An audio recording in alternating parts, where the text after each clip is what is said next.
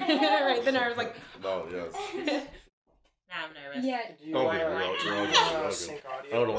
at the camera or look at each other? Look at each other. Yeah, try not to. I grew up in Chicago. I have my two parents and an older sister. I am a freshman here at UW Milwaukee. I'm actually the first one to go to college in my family. Being a first generation student, did you feel any kind of internal pressures from becoming a student in college? Yes, I felt a lot of pressures because I am kind of clueless when it comes to all this type of stuff. And I knew that my mother, coming like as an immigrant from Mexico, most people didn't go to college there when she was growing up. I'm Brianna Canales. I grew up in Watoma, Wisconsin. 2,000 people lived there. It was predominantly white, Republican, conservative. I've seen signs like White Lives Matter being posted. I've had people touch my hair. It's been an experience, especially because sitting here today, I'm an Afro-Latina.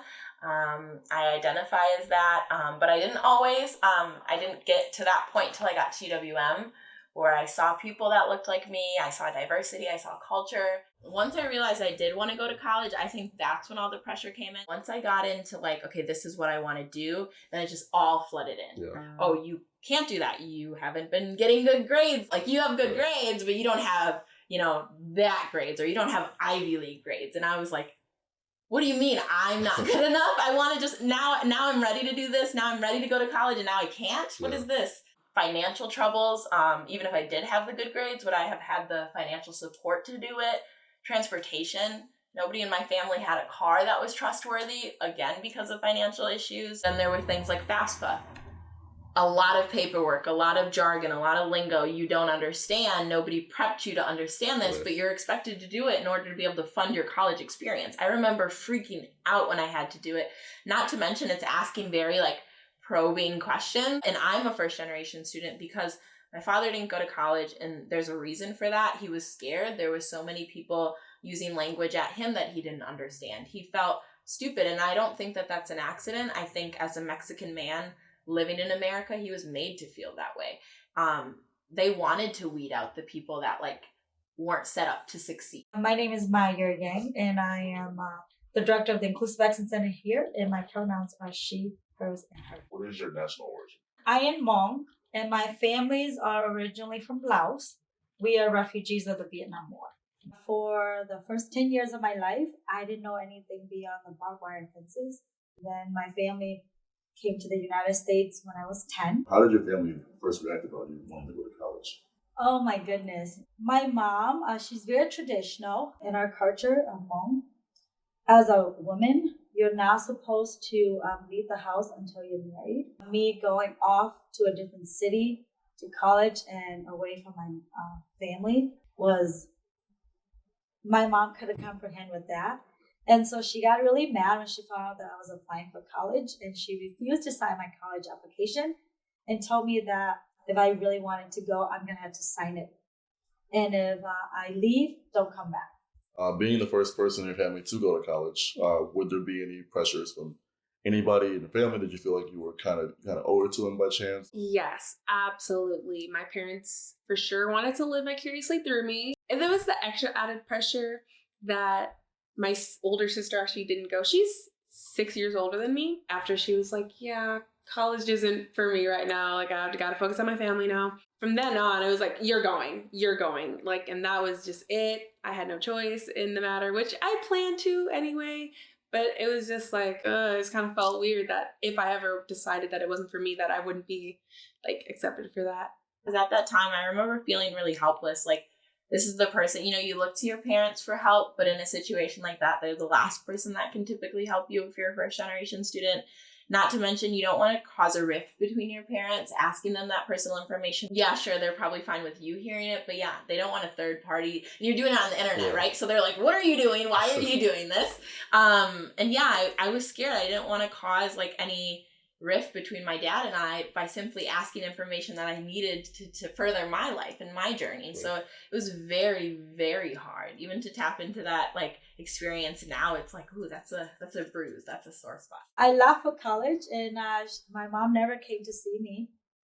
She never supported me in any way, and not even any financial support. It's definitely been a little trickier dealing with all this stuff as a first gen because, you know, your parents are there and they want you to do good, but it's just like they just don't have the knowledge. I actually had to apply from my phone. Like I didn't even have a computer. I literally typed the essay to get in and everything from my iPhone. The struggles of knowing that my mom didn't support, my family didn't support me going off to college, and no one wants to come see me. You have families, you have friends and classmates and roommates whose parents are always visiting them, checking on them.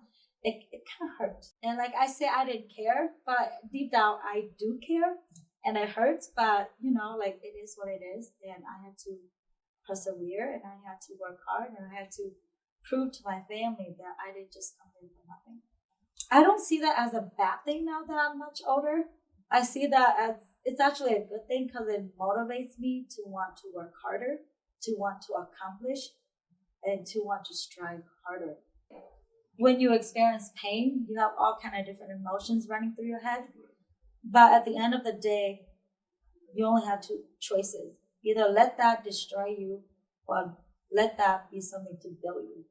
And so I have to let it build me, because I wasn't just going to be there to waste somebody's time. So I was like, okay, let's go find out what mental health is. Yeah. What is that? I didn't grow up learning about that. And my therapist was, you know, asking the general questions, what brings you in today? And I was like, it just kind of flew out of my mouth. It just like word vomit. I was like, I don't feel like I'm living my life. And when I said that, I was like, whoa, my truth came out. And that's really the fact about truth, is that it always comes out in the end. And for me, my truth was that I wasn't living my life, and it wasn't because of anything supernatural or anything. It was actually super simple. It was the fact that I felt like I was living to everybody else's standard. I was defining myself by being a first generation student. Oh, I'm the first one to go to college. That was my everyday motivation. I am the first one to go to college. I have to go do this. Now, when I wake up in the morning, I do feel like I'm living my life every day, because that's not my motivation. First generation student, when it blooms like a flower or something, when it's more complex than just a baseline, you're the first person in your family to go to college, then it feels more personal and it feels more in tune. So that's kind of the journey I had through therapy, through conversations, was just that, like, if I kept defining myself simply as the first person in my family to go to college, then I would probably be the first person in my family to go to college and fail at college. Because it just wasn't right. That's just not me. Are you familiar with the concept of the American dream? Yes, and yeah, it's like right. Like I am aware of it. Have I lived it? No. So, do you think that concept is worth it for someone like us? No. It's something that's unattainable. Like, I came out of the womb with my skin color, which means when asked if I could ever live the American dream, the box was automatically no. Yeah. Then the layer of being a first generation student, that's another no. I don't need to keep hearing no's. I'm not going to keep doing that my whole life. So I don't have an American dream. I just know that I have to find a way to break out of poverty. I had to find a way to find the best version of me and not be chained by whatever things that is holding me back. When I was younger, I keep blaming my culture. But now that I'm much older, those aren't chained. There are things, the building blocks that you mentioned, right, that will make me, become who I want to be if I know how to use those building blocks. This, where I live, the life I live, that's my dream. That's my Black dream. That's my Afro-Latina dream. That's my minority dream. I don't care about an American dream. I just happen to be in America, which in my eyes, it's a made-up term. It's a social construct. Because this isn't even American land that we're sitting on right now. This is stolen land. So to try to strive to meet a dream that was stolen, I don't want it. I don't want to obtain it. And I say that now to anybody listening, but more so to that girl that wanted that at some point. I wanted to straighten my hair and look like all the other girls that had straight hair, blue eyes, pale skin. I wanted that. I wanted that so badly. And some part of me wanted things like college and all of that for the wrong reasons. And because I wanted to be like everybody around me. And now that I have realized why I want it, I realize couldn't be farther from the American dream. It's my dream. I mean, taking it a step further, like, what happens when I graduate? Then what's my identity, right? If I've been preaching and saying I'm the first person in my family to go to college, and then I graduated, then it's like, what's my identity then? I didn't want to feel like I was scrambling to find out who I am. I want to find that out as soon as I can so I can live as that person. I was really excited. And my mom couldn't believe it. She was really excited. A lot of people was giving her praises that she has a daughter who graduated from college. And I was the first and the only one. And I'm also the youngest. And so I'll be the last of my immediate family. And so my mom, her mentality started changing. She got really excited, and then she's telling all my little nieces and nephew that they have to do what Auntie Maya do and go to college. I think just reflecting on everything I said, I would say always put yourself first, your needs, your wants. Yes, you're doing it for your family, but you can only do it because of you.